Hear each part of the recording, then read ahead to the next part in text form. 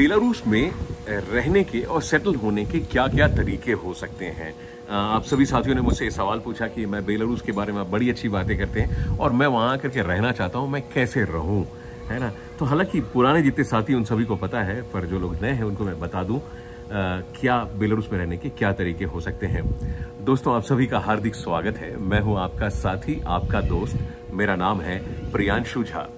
तो बेलारूस में रहने के लिए क्या क्या तरीके हो सकते हैं। सबसे पहले बेलारूस में अगर आप टीआरपी लेना चाहते हैं तो बहुत सारे तरीके हैं, 7-8 तरीके। मैं सबसे पहले याद रखिएगा कि मेरी जो सलाह है ये कोई कानूनी सलाह नहीं है, ये मेरा निजी अनुभव है, क्योंकि मैं खुद बेलारूस में रहता हूं और मेरे पास में बेलारूस का पीआर भी है। शुरुआत में मुझे टीआरपी थी, टेम्परेरी रेसिडेंस परमिट था, और मेरे पास में अभी पीआर है बेलारूस का।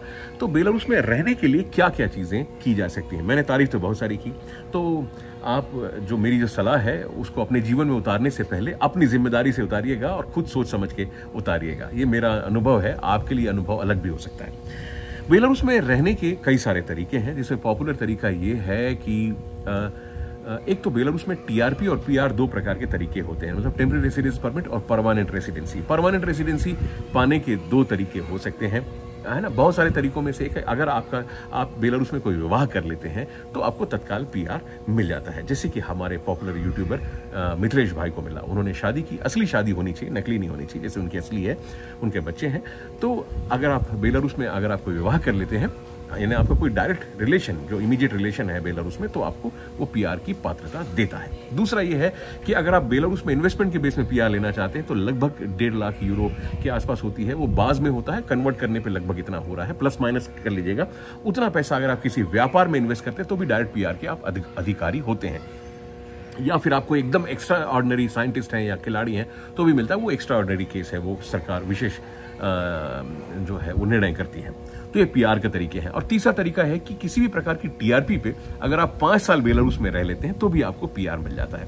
पीआर जो होता है वो बेलारूस के नागरिक के बराबर आपको अधिकार देता है, मतलब वोट देने के अलावा, है ना, ऐसी छोटी मोटी चीजों के अलावा आप सभी जो चीजें हैं, चाहे स्वास्थ्य हो, चाहे एजुकेशन हो, या काम करने की अनुमति हो, ये सभी चीजें आपको बेलारूस में इक्वल मिलती हैं, जो नागरिकों के बराबर मिलती हैं।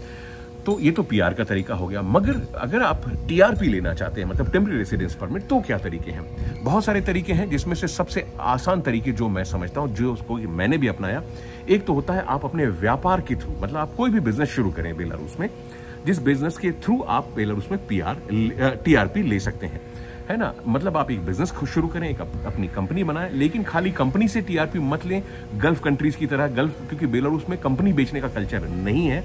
आपका बिजनेस भी सच में कोई होना चाहिए, छोटा हो बड़ा हो उससे मतलब नहीं, लेकिन सच में बिजनेस हो जो चलता हो और उसमें आपका टर्नओवर होता हो, टैक्स बनता हो, है ना, ये सभी चीजें बनती हो। तो आप अपने बिजनेस में अगर आप खुद अपने कंपनी के सीईओ यानी कि एमडी या डायरेक्टर बन जाते हैं तो आपको उसका एक वर्क परमिट मिलता है और उसके थ्रू आपको टीआरपी मिलती है।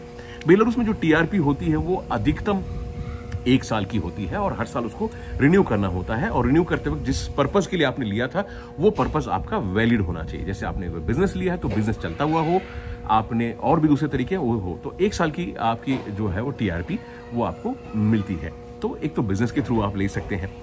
दूसरा जो तरीका है, और बिजनेस कितने से शुरू होता है, मेरे विचार से आप 15-20 हजार डॉलर से एक बिजनेस का पूरा पैकेज शुरू कर सकते हैं। ये मेरा बजट है, कम ज्यादा हो सकता है, वो आपके हिसाब से हो सकता है, पर ये मैं आइडिया, मतलब ये जो मिनिमम बजट जो है भारत के किसी बड़े शहर में बिजनेस शुरू करने के बराबर होगा। छोटा बिजनेस भी शुरू कर सकते हैं, बड़ा भी शुरू कर सकते हैं, डिपेंड आपका है। दूसरा तरीका है कि बेलारूस में अगर आप अपनी एक रेसिडेंशियल प्रॉपर्टी ले लेते हैं तो वो भी आपको टीआरपी देने का एक माध्यम हो सकता है, आप अप्लाई कर सकते हैं।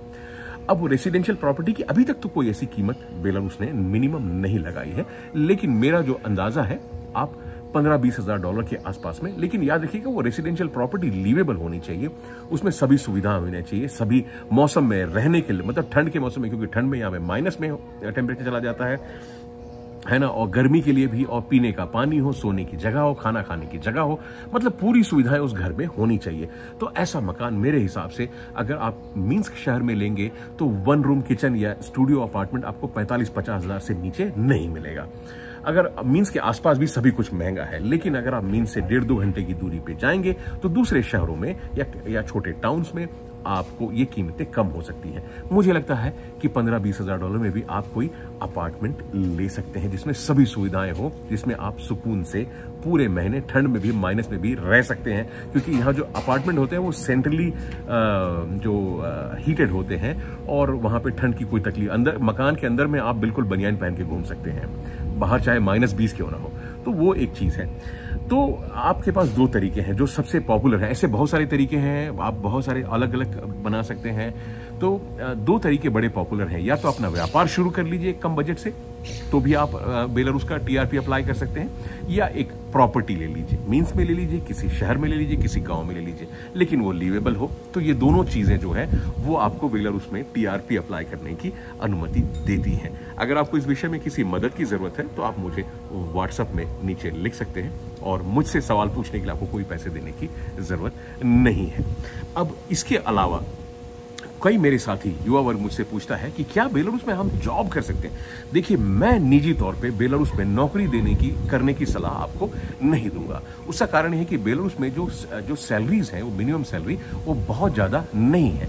तो आप पूछते हैं, आप देखेंगे कि यार बेलारूस तो बड़ा मॉडर्न है, हमने देखा है लोग बड़ी अच्छी जिंदगी जी रहे हैं, तो ऐसा कैसे है कि कम तनख्वाह के बाद भी अच्छे से रह लेते हैं, लड़कियां महंगे फोन यूज करती हैं, महंगे कपड़े, हमने कोई गरीब नहीं देखा। देखिए, बेलारूस का जो सोशल स्ट्रक्चर है वो अपने नागरिकों के लिए बना है। वो सोशल स्ट्रक्चर उन लोगों को बहुत सारी सुविधाएं देता है जो कि तनख्वाह के बाद जिन चीजों के लिए आपको पैसे खर्च करने पड़ते हैं वो इन्हें मुफ्त में मिलती है। तो ये कम तनख्वाह में भी जी सकते हैं। पर अगर आप विदेशी नौकरी करने के लिए आते हैं तो आपको उन्हीं चीजों के पैसे खर्च होते हैं, जैसे कि रहना। बेलारूस के लगभग सभी के पास में खुद का मकान होता है और किराए पे रहने का कल्चर बेलारूस में नहीं है, है ना। तो बेलारूस में लगभग सभी लोग जो है वो अपने मकान पे रहते हैं, तो सबसे बड़ा जो खर्चा है किराया वो उनको नहीं लगता। बाकी सभी चीजें लगभग सस्ती है बेलारूस में। तो अगर आप बेलारूस में आकर के जॉब करना चाहते हैं तो तनख्वाह में आपको तकलीफ जरूर होगी, है ना। तो जॉब नहीं कीजिए। और दूसरा, बेलारूस में ओपन जॉब वर्क परमिट का कल्चर नहीं है। फॉरेनर को जॉब करने के लिए बेलारूस में वर्क परमिट लेना पड़ता है, और वर्क परमिट ओपन परमिट नहीं, मतलब आपने कोई परमिट ले लिया और आप 10 कंपनियों में काम करते हैं आज इसमें कल उसमें, ऐसा नहीं है। बेलारूस में अगर आपको जॉब करना है तो आपको वर्क परमिट अप्लाई करना पड़ेगा, और वर्क परमिट तभी मिलेगा जब वो टैलेंट बेलारूस में अवेलेबल नहीं है। और वर्क परमिट आपको नहीं मिलता, उस कंपनी को मिलता है। मतलब आपने कोई XYZ कंपनी में एक जॉब के लिए अप्लाई किया, क्रेन ऑपरेटर का, वहां मिल गया। अब आप दूसरी कंपनी बदलना चाहते हैं तो वो परमिट दूसरी कंपनी में काम नहीं आएगा, उस कंपनी को फिर लेना पड़ेगा। तो वो परमिट कंपनी की प्रॉपर्टी होती है। तो ये भी चीज याद रखिएगा। तीसरी बात याद रखिएगा कि बेलारूस में ऐसे मतलब सिंपल जॉब्स के लिए आमतौर पे परमिट नहीं मिलता है।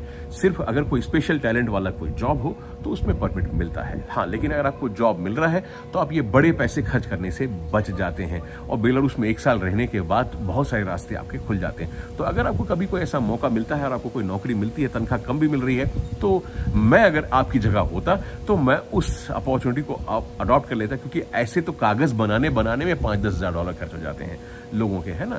तो वो जो पैसे हैं, या मकान खरीदते हैं 15-20 हज़ार डॉलर खर्च हो जा रहे हैं, तो वो पैसे बच करके अगर मैं कम पैसे में अगर मुझे कोई काम मिल रहा होता तो मैं उसे अपना लेता, ताकि मैं उस देश को समझ लेता। हाँ, बेलारूस जिंदगी जीने के लिए बहुत अच्छा है, और बेलारूस में जिंदगी अगर आप जीते हैं तो सुकून की जिंदगी ही अच्छी जिंदगी है, हाई क्लास जिंदगी है, और अच्छी कीमत में, बहुत कम कीमत में है। बिजनेसेस में प्रॉफिट मार्जिन ज्यादा है, अगर छोटे बिजनेस भी करते हैं तो अच्छा पैसा आप कमा सकते हैं, बशर्ते वो काम करना आपको आता हो, है ना। बिना आए अगर आप कोई काम करेंगे तो किसी भी दुनिया में जाके आपको नुकसान हो सकता है। तो ये छोटी सी बातें थी जो शायद नए लोग हैं उनके किसी काम आ सके। अगर आपको कोई सवाल हो, अगर आप ये जानना चाहते हैं बेलारूस के बारे में, तो आप मुझे मेरे नीचे दिए गए व्हाट्सएप नंबर पे पूछ सकते हैं, या मुझे मेल कर सकते हैं, या मुझे इंस्टाग्राम पे जो है आप मुझे फॉलो करके वहां भी मैसेज लिख सकते हैं। और क्या आपने मुझे इंस्टाग्राम पे फॉलो किया है या नहीं किया है वो जरूर लिखिएगा। और अगर आप ये मुझसे पूछ रहे हैं कि मैं इस मौसम में जब सब जगह बर्फ पड़ रही है तो मैं स्विमिंग पूल में स्विमिंग कर रहा हूँ, तो दोस्तों मैं अभी साउथ अमेरिका में हूँ, लेकिन मैं रहता बेलारूस में हूँ, और बेलारूस में मेरा परिवार है, और बेलारूस में मेरा घर है, और मेरी सभी चीजें हैं। तो मैं रहता बेलारूस में, अभी मैं ट्रैवल कर रहा हूँ, बहुत जल्दी आपको वापस मैं बेलारूस में मिलने वाला हूँ। Thank you very much. मिलेंगे अगले वीडियो में दोस्तों। अगर आपको कोई सवाल हो तो मुझसे पूछेगा। मिलेंगे अगले वीडियो में, तब तक के लिए जय हिंद, 10 विदानियां।